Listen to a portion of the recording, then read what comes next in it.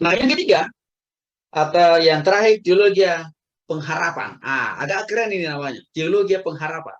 Ya, teologi ini sebenarnya lahir dan berkembang tahun 1965-an. Dalam masa ini disebut juga sebagai era kebingungan. Kenapa? Karena pada saat itu banyak orang-orang sedang mencari-cari jawaban atas ketidakmenentuan yang terjadi di dunia ini. Emang ada apa yang terjadi pada saat itu di dunia ini? Yang terjadi pada saat itu di dunia ini adalah kehidupan sosial manusia berpaling kepada diri sendiri. Artinya apa? Hidup egoisme, egosentris cenderung makin masif berkembang dalam diri setiap orang. Sehingga kebebasan individu sangat ditekan-tekankan. Sangat didukung. Artinya apa? Setiap manusia itu berhak untuk memilih hidup dengan cara apapun. Mau hidup bergelimpangan dengan dosa, sok silakan. Itu kira-kira. Ya, itu yang terjadi pada saat itu. Ya, demonstrasi anti perang muncul seiring dengan berkembangnya sekularisasi dan harapan yang tinggi untuk menjunjung tinggi humanity atau kemanusiaan. Jadi, kalau dilihat munculnya teologi-teologi ini sebenarnya karena melihat fakta realitas yang terjadi pada zaman itu. Sehingga melahirkan respon. Maka lahirlah ya aliran-aliran daripada teologi-teologi. Nah, pada saat itu memang ya baru selesai ya Perang Dunia Pertama dan juga Perang Dunia Kedua. Nah, ateisme mendapat ruang dan kesempatan yang begitu luar biasa untuk mempengaruhi pikiran banyak orang supaya semakin jauh dan meninggalkan Tuhan. Mengapa begitu banyak orang waktu itu percaya dengan paham ateisme? Karena begitu sembrautnya kehidupan orang.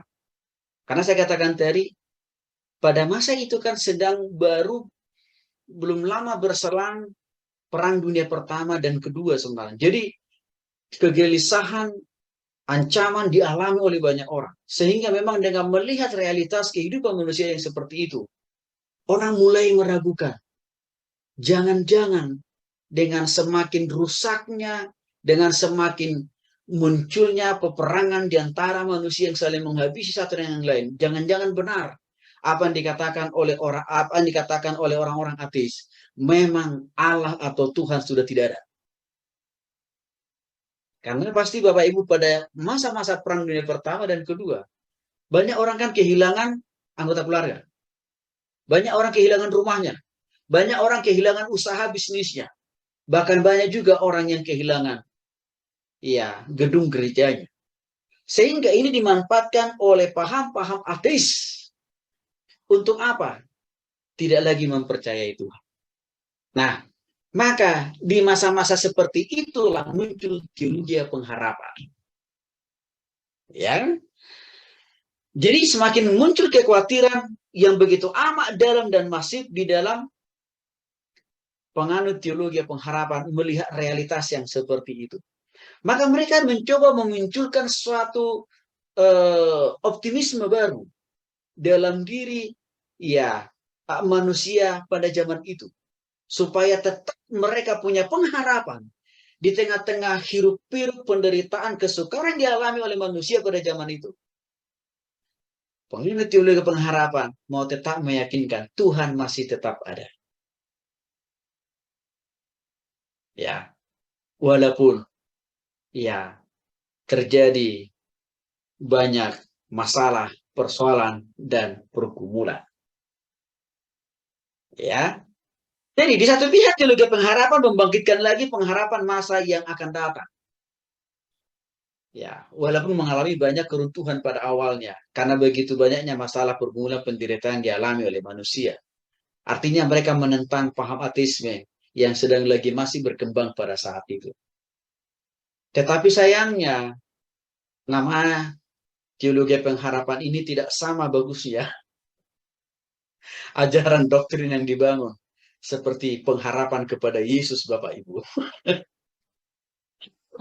Jadi tetap ada. Jadi prinsip pengharapannya tidaklah prinsip pengharapan seperti yang Alkitab ajarkan.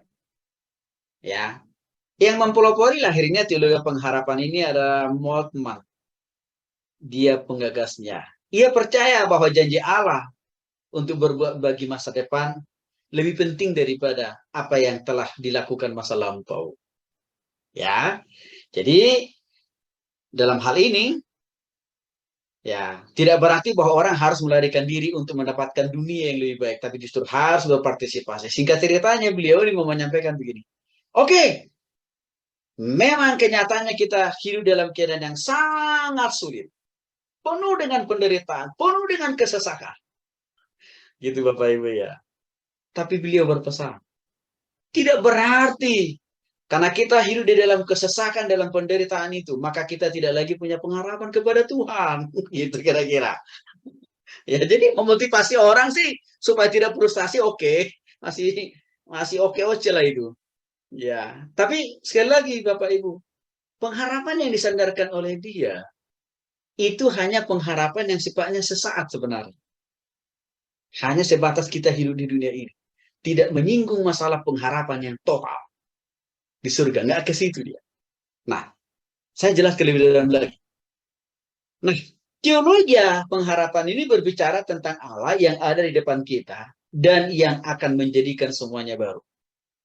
Baru di sini maksudnya bukan tentang kehidupan di surga. Bukan. Tetapi baru yang dimaksud di sini adalah ya akibat perang dunia pertama dan kedua itu akan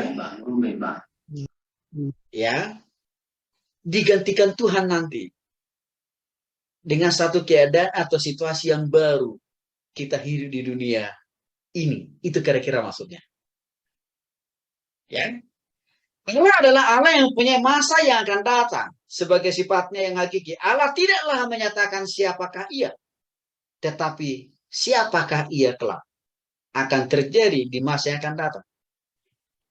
Jadi dalam hal ini mereka mengatakan Allah hanya hari dalam janji-janjinya, tapi tidak pernah dalam realitas menggenapi janji-janjinya. Jadi singkat ceritanya Bapak Ibu, dalam konsep mereka itu hanya senang dan gemar mem-PHP-in kita. Gitu ya, dalam bahasa zaman now, kira-kira begitu. Memberikan apa? Ya, pengharapan yang tidak terbukti, kan gitu ya. Itu kira-kira pandangan mereka. Tentu bertentangan dengan Alkitab, Bapak Ibu ya. Allah itu tidak hanya senang dan gemar berjanji, tapi tidak menepatinya. Enggak lah.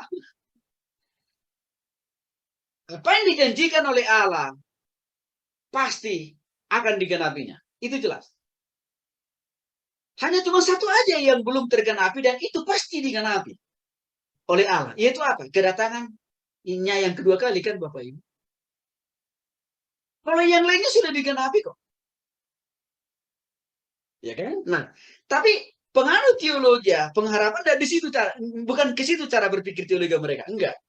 Jadi mereka bilang, ya Allah itu hanya jago janji. Tapi tidak sejago itu untuk merealisasikan janjinya. Jadi di sini mereka tidak punya pemahaman dan keyakinan yang total terhadap Allah. Enggak.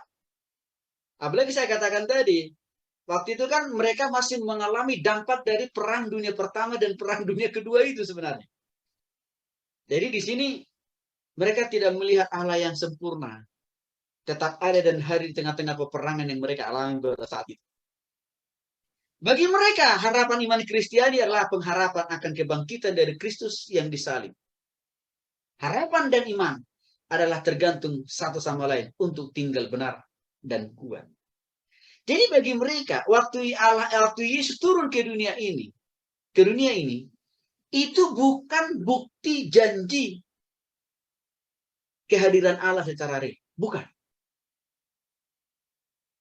Tapi barulah setelah Yesus mati dan bangkit, bagi penganut teologi pengharapan, baru disitulah bukti janji Allah itu terkenal. Ini kan salah. Kenapa? Karena Alkitab jelas. Bahkan sebelum Yesus datang ke dunia ini lewat rahim Maria. Artinya sejak zaman PL, Allah juga sudah hadir menepati janjinya dan hidup di antara manusia. Jadi bukan hanya pada waktu Yesus mati dan bangkit, baru Allah itu menyatakan janji-janjinya dengan kau, kan tidak salah. Tapi memang itulah pandangan mereka ini. Bapak Ibu, sebenarnya kadang-kadang pemahaman ini juga ada di dalam tataran pemikiran orang-orang Kristiani di sepanjang masa, di sepanjang zaman, termasuk di zaman kita hari ini. Ada kok. Cuma saya katakan tadi, mungkin mereka tidak mengatakan saya penganut teologi pengharapan, enggak. Karena mungkin mereka tidak paham tentang apa itu teologi pengharapan, apa teologi liberal, apa teologi neo-ortodoks, kan tidak paham mereka. Tetapi cara berpikirnya itu ada dalam pikiran jemaat. Dan bukan hanya di jemaat, tapi ada juga dalam pikiran sarjana-sarjana teologi dan juga apa? Hamba-hamba Tuhan, pemimpin rohani. Nah, jadi teologi pengharapan ini memikirkan pengharapan bukan sebagai penghabisan seperti yang disebutkan di dalam eskatologi. Yang kita pelajari minggu lalu, Bapak Ibu, jangan langsung dilupakan dulu ya. Kan jelas pengharapan kita itu jelas. Masih ada di dalam, bukan hanya dalam kehidupan kita di dunia ini, tapi juga dalam kehidupan kita di surga, kan Bapak Ibu. Tetapi teologi pengharapan ini, membangun pengharapannya itu hanya sebatas diri di dunia ini. Di situ dia perbedaannya dengan ya dogmatika eskatologis di dalam Alkitab. Oke. Jadi titik berat pengajaran eskatologis daripada teologi pengharapan ini adalah satu keterbukaan dan kebebasan kepada masa yang akan datang. Jadi artinya dalam teologi pengharapan, eskatologi diinterpretasikan kembali sebagai sesuatu yang sentral dari doktrin Kristen. Oke. Dalam arti, nah ini dia nih. Eskatologi dalam teologi pengharapan berbeda dengan eskatologi tradisional yang sudah kita pelajari minggu lalu. Artinya pengharapan yang dimaksud oleh penganut teologi pengharapan tidaklah sama dengan pengharapan di dalam Alkitab yang sudah kita pelajari. Mengapa? Karena pengharapan yang mereka ajarkan itu hanya sebatas hidup di dunia ini. Tidak menyangkut, tidak berhubungan ya tentang kehidupan di surga. Pengharapan kita jelas Bapak Ibu, di dunia ini, tapi juga di surga yang kekal. Ini ciri pengajaran dari teologi pengharapan. Mereka memang mendefinisikan ulang tentang konsep eskatologis ortodoks. Artinya, bahwa eskatologi menurut mereka adalah keterbukaan pada masa yang akan datang. Tidak ada waktu yang membatasi datangnya masa yang akan datang itu. Manusia tidak tahu, bahkan Allah pun tidak mengetahuinya. Ya. Artinya begini. Mereka mau mengatakan, Allah sendiri pun tidak tahu. Tidak mengetahui kapan dia datang kedua kali. Loh, Alkitab kita jelas. Dalam Matius, Markus, Lukas sudah kita bahas minggu lalu. Yesus itu pasti datang. Dan Allah persis kapan datangnya dia. Gitu. Nah, itu yang bertentangan dengan ciri pengajaran teologi pengharapan ini dengan apa yang ada lagi. Teologi mereka sering disebut teologi futuristik. Karena menurut mereka yang paling penting adalah pengharapan untuk masa yang akan datang. Ya, pengharapan masa yang akan datang itu artinya pengharapan masa kehidupan di dunia ini loh Bapak Ibu ya, bukan di surga maksudnya, bukan. Maka mereka bilang, hal-hal yang diperjuangkan sekarang adalah untuk masa pengharapan yang akan datang. Oleh karena itu, jangan sembunyikan berita masa depan di akhir kehidupan. Maka mereka menolak. Ya. Penempatan berita eskatologi tentang pengharapan kehidupan di surga. Ya, karena kehidupan bagi mereka yang abadi itu di dunia ini kok, bukan di surga. Ya, kemahadiran Allah ditiadakan oleh mereka. Karena menurut mereka, Allah sebenarnya hanya hari dalam janji-janjinya. Yaitu janji-janji tentang masa yang akan datang. Ya, janji-janji pengharapan yang akan datang, inilah yang menjadi sifat hakiki dari Allah. Allah akan menjadi Allah jika ia memenuhi janjinya. Itu. Oleh karena itu Allah ditentukan oleh masa yang akan datang. Jadi Bapak Ibu, sebenarnya kalau saya lihat ya, dasar teologi mereka ini bisa dikatakan karena keputusasaan ya. Karena keputusasaan yang disebabkan oleh ketidakyakinan yang total kepada Allah. Karena masa-masa itu mereka menghadapi kesukaran yang amat susah dan amat sukar luar biasa. Itu yang saya lihat melatar belakangi lahirnya teologi pengharapan ini. Sehingga mereka katakan, Allah itu hanya baru ada kalau dia sudah datang memulihkan dunia ini. Jadi bagi mereka, kalau masih dunia ini penuh dengan masalah, pergumulan, persoalan silih berganti, ya, itu menunjukkan bahwa Allah itu tidak ada. Gitu. Artinya begini Bapak Ibu, konsep ini kadang-kadang juga ada dimiliki oleh sebagian orang-orang Kristen di zaman ini loh Bapak Ibu. Bukankah sering misalkan waktu orang menghadapi masalah dan pergumulan kesukaran dalam hidupnya, seringkali orang menganggap Tuhan sudah tidak ada. Tuhan sudah lepas tanggung jawab. Tuhan sudah tidak lagi mampu menolong dia di tengah-tengah kesukaran. Itu sering pemikiran itu ada. Itu juga yang sebenarnya yang menggagas pemikiran daripada teologi pengharapan. Ya, Bapak Ibu.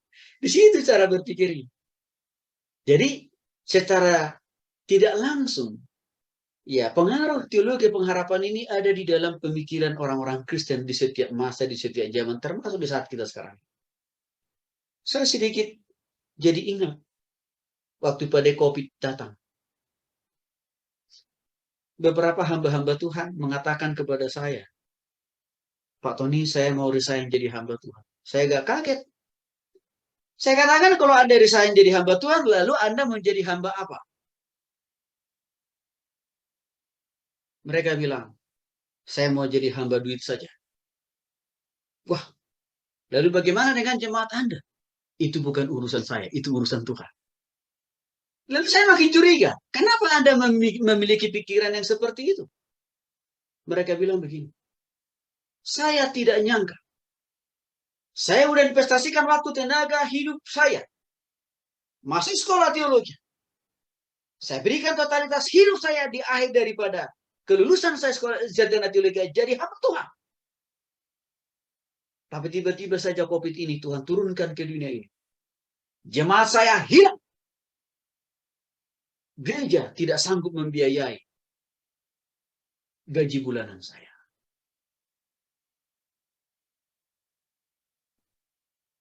Terjadi loh, Bapak Ibu.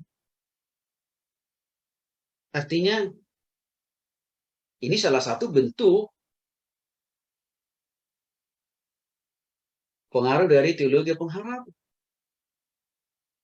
Jadi, waktu masalah datang, menganggap bahwa Tuhan tidak ada. Mana nanti Tuhan itu dipercaya akan adanya setelah masalahnya itu selesai. Itu kan banyak terjadi dalam pikiran orang Kristen. Maka sehingga saya katakan kalau orang Kristen itu kalau lagi diberkati mudah mengatakan puji Tuhan, haleluya, gitu. Tapi waktu kesukaran pergumulan datang apa?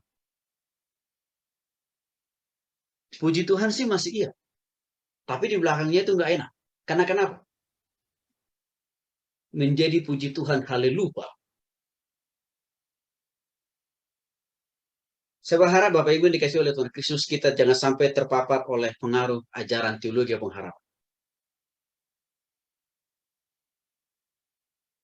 Walaupun kita mungkin hari-hari ini diterpa oleh masalah dan pergumulan. Saya sudah cerita kepada Bapak Ibu, 1 minggu ini saya bergumul dengan sakit. Tapi saya tidak pernah berpikir negatif sama Tuhan. Tidak pernah. Karena bagi saya di tengah-tengah sakit yang saya alami, Tuhan juga tetap hadir. Minimal saya masih dikasih napas hidup tiap-tiap hari. Walaupun badan saya tidak enak. Bagi saya, di situ pun Tuhan hadir. Ya. Jadi, kita tidak boleh menjadi anak Tuhan, menjadi hamba Tuhan yang terpapar dengan teologi pengharapan. Yang hanya melihat kehadiran Tuhan. Hanya pada waktu masalah kita sudah beres. Nggak boleh. Mereka mengatakan Allah tidak mempunyai otoritas mutlak. Nah, ini celaka. Karena bagi mereka, karena Allah itu sendiri ditentukan oleh masa depan. Jadi saya katakan tadi Bapak Ibu. Bagi mereka, waktu ada masalah pergumulan datang, itu buktinya Allah itu tidak ada. Itu buktinya Allah itu mati. Nantilah. Kalau masalah pergumulan itu sudah selesai, sudah beres, kita sudah sembuh, kita sudah pulih, usaha kita, bisnis kita, pelayanan kita sudah diberkati, baru, oh Allah itu ada, baru hidup. Itu pola pikir penganut teologi pengharapan. Dan Alkitab kita tidak pernah mengajarkan itu kepada kita sebagai orang percaya. Enggak. Jadi Bapak Ibu dikasih oleh Tuhan Yesus Kristus. Teologi pengharapan memusatkan berita eskatologi akhir zaman nih. Pada manusia, bukan pada Kristus. Yang akan datang kedua kali ke dunia ini dengan penuh kemuliaan. Bukan. Tapi pengharapan yang mereka maksud itu adalah bagaimana manusia itu selama dia hidup di dunia ini harus terus semakin terbebas dan terlepas dari penderitaan dan kesukarannya. Baru disitulah mereka katakan, di sini baru Tuhan sudah ada dan hadir. Itu kesalahan pola pikir dari penganut teologi pengharapan. Jadi kematian dan kebangkitan Kristus bagi mereka kunci eskatologi, karena itu merupakan jaminan Allah akan kebangkitannya yang akan datang. Tetapi kematian dan kebangkitan Kristus tidak mempunyai relevansi bagi kehidupan di masa kini. Jadi kematian dan kebangkitan Kristus maknanya itu tidak ada gunanya, tidak ada dampaknya bagi kehidupan manusia setiap hari itu kata mereka. Tentu kan salah ini Bapak Ibu. Salah. Dan makna kematian kebangkitan Kristus bagi kehidupan kita setiap hari ada. Apa dampaknya? Kita dimerdekakan untuk tidak lagi diperbudak dan dikuasai oleh dosa. Kan itu salah satu dampak dari kematian dan kebangkitan Kristus. Kita tidak lagi bisa seenaknya digrogoti, diperdaya oleh iblis. Karena kenapa? Kuasa iblis itu telah dipatahkan oleh Yesus di kayu salib. Kan itu yang Alkitab kita katakan kan Bapak Ibu. Jadi di situ bentuk kesalahan dari pengajaran teologi pengharapan ini. Dalam konteks perdamaian sosial secara umum atau secara universal, mereka mengatakan gereja itu punya tugas dan tanggung jawab menyampaikan berita tentang masa depan, sehingga masa depan inilah yang akan menggenggam setiap orang. Lagi-lagi Bapak Ibu, masa depan yang mereka maksud ini bukan tentang apa? Masa kehidupan kita di surga. Jadi mereka meniadakan kehidupan di surga Bapak Ibu. Tapi mereka hanya mempercayai perubahan hidup yang lebih baik selama di dunia ini. Itu yang mereka maksud dengan pengharapan di dunia di masa yang akan datang, itu maksudnya. Jadi dalam hal ini mereka mengatakan gereja harus terus meyakinkan jemaat bahwa hari esok, bulan esok, tahun depan pasti akan lebih baik. Itu aja. Nah, tapi pertanyaannya, kalau misalkan hari esok, bulan besok, tahun besok ada pergumulan, gimana tuh menjawabnya? Nah, ini yang tidak bisa dijawab oleh penganut teologi pengharapan.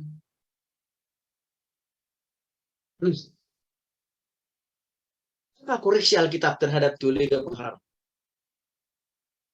Satu, pandangan eskatologi dari teologi pengharapan telah kehilangan dasar Alkitab biah yang eskatologi Alkitabiah yang berpusat pada kedatangan Kristus yang kedua kalinya untuk menyelamatkan umat manusia. Mereka gantikan dengan harapan adanya kesempatan hidup di masa mendatang. Yang tidak ada hubungannya sama sekali dengan tindakan penyelamatan Kristus. Jadi, saya katakan tadi, Jenis pengharapan yang mereka tonjolkan kepada jemaat bukan pengharapan di dalam Yesus, bukan. Tapi pengharapan terhadap perubahan tatanan kehidupan sosial, kehidupan pribadi, ekonomi, usaha, bisnis. Itu yang mereka tawarkan sebenarnya. Teologi pengharapan menyangkali bahwa waktu-waktu sekarang inilah hari-hari terakhir. Alkitab kita mengatakan jelas, zaman di mana kita ada hari ini adalah zaman akhir, yaitu zaman penantian di mana Tuhan Yesus akan datang kedua kali, datang sebagai hakim yang agung. Sejarah dalam pandangan Kristen sebagai sebuah garis lurus di mana ada awal dan ada juga akhir, telah dibuat melingkar oleh teologi pengharapan. Tidak ada ujung dari kehidupan. Jadi mereka menjadikan kehidupan kita, kalau kita lahir ke dunia ini ya sudah. Ya, kita lahir di dunia, kita lahir ke dunia ini, lalu kita hidup, berkembang, bertumbuh, ya sudah. Mati, dikuburkan di dunia ini, selesai. Itu konsep mereka. Alkitab kita kan mengatakan jelas.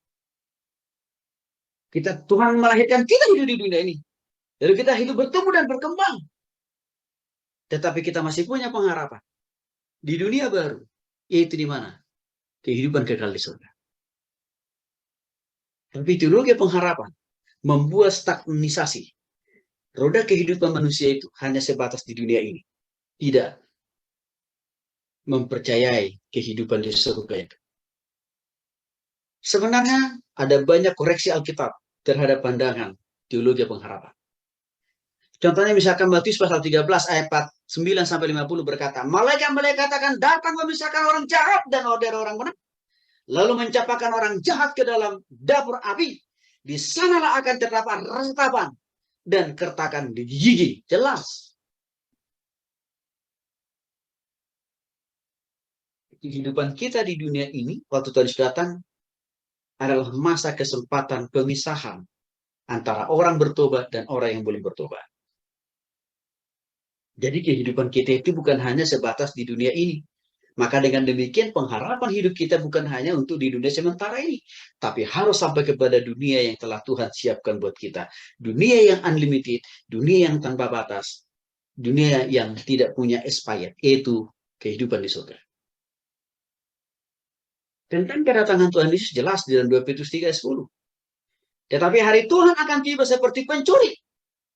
Pada hari itu langit akan lenyap dengan gemuruh yang dahsyat dan unsur-unsur dunia akan menghangus dalam nyala api dan bumi dan segala yang ada di atasnya akan hilang. Teologi pengharapan mendasarkan pengharapan mereka itu hanya hidup di dunia ini kan Bapak Ibu.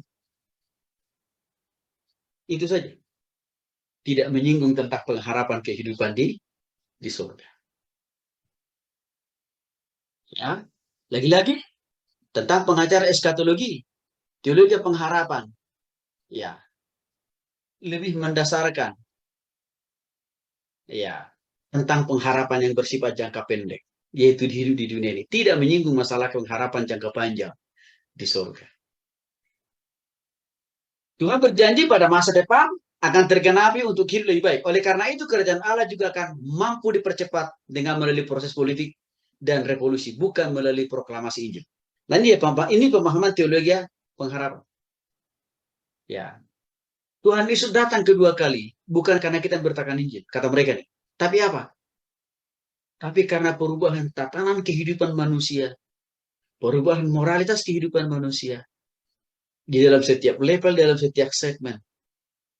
Ya, semakin lebih baik. Maka disitulah ya Tuhan Yesus akan datang, kata mereka. Alkitab kan katakan standar kedatangan Tuhan Yesus yang kedua kali itu jikalau Injil sudah diberitakan kepada semua orang, kan Bapak Ibu. Itu bedanya dengan paham mereka ini. Ya. Jadi Yesaya 40 ayat 28 juga memberikan koreksi yang jelas. Ya, terhadap ajaran daripada mereka ini. Eskatologi dalam Alkitab mengandung nilai praktis yang menuntun orang untuk hidup benar di hadapan Tuhan dan menjaga kesucian sesuai perintahnya.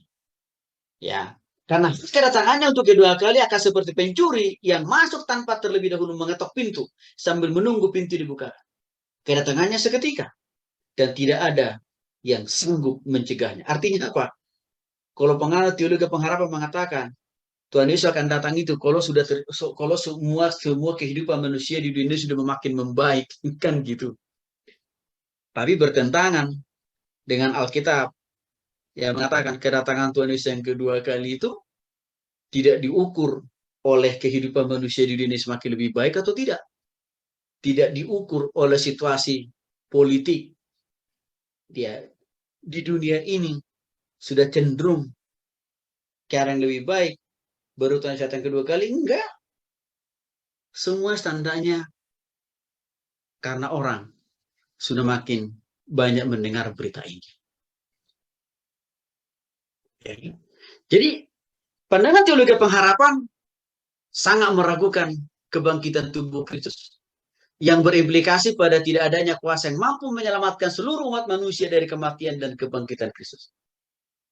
Nah, padahal kan Bapak Ibu Saudara dikasih oleh Tuhan Yesus Kristus, kematian dan kebangkitan Kristus itu adalah jaminan Allah akan adanya kebangkitan yang akan datang. Dan itu punya arti dan makna bagi kita selama kita hidup di dunia ini. Dan bahkan juga bagi kehidupan kita di sorga. Nah, lebih jelasnya nanti Bapak Ibu bisa baca dalam 1 Korintus 15 ayat 20 ayat 23 ya. Di sana yang menekankan tentang ya bahwa Kristus telah dibangkitkan dari antara orang mati sebagai yang sulung dari orang-orang yang telah meninggal.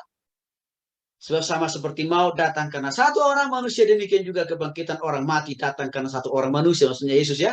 Karena sama seperti semua orang mati dalam persekutuan dengan Adam, demikian pula semua orang akan dihidupkan kembali dalam persekutuan dengan Kristus. Jadi artinya apa? Kematian dan kebangkitan Kristus itu bermakna, berarti, berpengaruh besar bagi kehidupan kita di dunia yang fana ini, dan juga bagi kehidupan kita di surga. Nah, Kristus datang kembali ke dunia untuk menerima miliknya sendiri dan bersekutu dengan umat pilihannya sampai selama-lamanya. Nah, hal ini dicatat dalam 1 Korintus 15 ayat 35 sampai 54, 2 Korintus 5 ayat 1 sampai 5, dan juga 1 Tesalonika 4 ayat 17 yang menekankan bahwa Kristus pasti akan datang ke kedua kali ke dunia ini untuk menjemput kita dari dunia yang fana ini, membawa kita kepada surga yang kekal. Karena kehidupan kita yang unlimited, yang kekal itu bukan di dunia ini, tapi di surga. Di sini pandangan teologi pengharapan jauh berbeda dengan pengharapan yang dijelaskan di dalam Alkitab. Mereka hanya memiliki pemahaman bahwa pengharapan itu hanya ada di dunia ini. Kiranya apa yang saya jelaskan bisa menambah pemahaman, pengetahuan, wawasan, tapi juga menumbuh, mendewasakan iman dan pengharapan kita kepada Tuhan Yesus Kristus yang sempurna.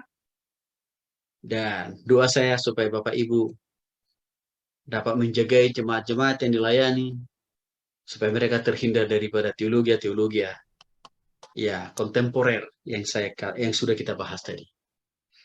Tuhan Yesus memberkati.